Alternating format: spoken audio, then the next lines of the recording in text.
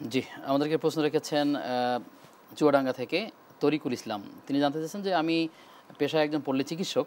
জি। আমাকে অনেক সময় মহিলা রোগীদেরকে সেবা দিতে হয়। বিশেষ ইনজেকশন দেয়া, তারপরে প্রেশার মাপা এরকম কাজের ক্ষেত্রে। সেক্ষেত্রে আমি কি এই সেবাটা দিতে পারি কিনা, এতে আমার কোনো গুনাহ হবে কিনা? যদিও তার পরিবারের সদস্যরা তখন উপস্থিত থাকেন। কি বলবেন?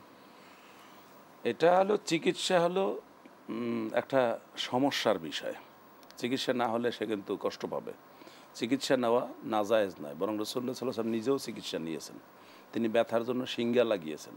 যদিও তিনি বলছেন শিঙ্গা যারা লাগায় তাদের কামাই, তাদের উপার্জনটা খবিস মানে নোংরা অথবা নাপাক অথবা হারাম, যেটাই বলেন বিভিন্ন অর্থেই হতে পারে।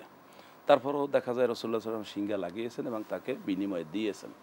সুতরাং একজন ডাক্তার, পুরুষ ডাক্তার যখন নারীর চিকিৎসা করবেন, তিনি যথাসম্ভব পর্দা মেনটেন করে, যতটুকু না হইলেই নয় ততটুকু তিনি তার অবস্থান নিতে পারেন এবং সেই ক্ষেত্রে তার ওই মহিলার মাহারাম আত্মীয় স্বজন কাছে থাকবেন, নির্জনে নয়, তার আত্মীয় স্বজন কাছে থাকবেন।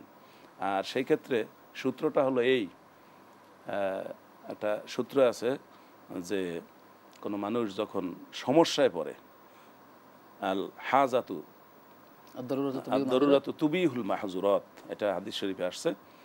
হাদিস শরীফের মূল কথাটা হলো এটা, দরুরাতু তুবিহুল মাহজুরাত, মানে প্রয়োজন নিষিদ্ধকে বৈধ করে। অর্থাৎ ডাক্তার সাহেবের যতটুকু চিকিৎসার জন্য তার দেখা বা স্পর্শ করা জরুরি হবে, সেটা তিনি তার আত্মীয় স্বজনের সামনে অতটুকু চিকিৎসার জন্য তিনি ব্যবহার করবেন, হাত বাড়াবেন। সুযোগ থাকলে নারী চিকিৎসকের শরণাপন্ন অবশ্যই আর হবেন যদি প্রথমে। ব্যবস্থা হয় মহিলা চিকিৎসক থাকে, তাহলে সেটা তো তো সবচেয়ে ভালো এবং সেখানেই যাওয়া উচিত।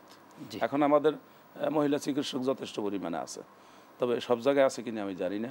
মফস্বলে হয়তো হয়তো অনেক ক্ষেত্রে পাওয়া যায় না। পাওয়া যাচ্ছে না, বিষয়টি এমন হতে পারে। আশা করছি আমাদের ভাই তার জবাব পেয়েছেন।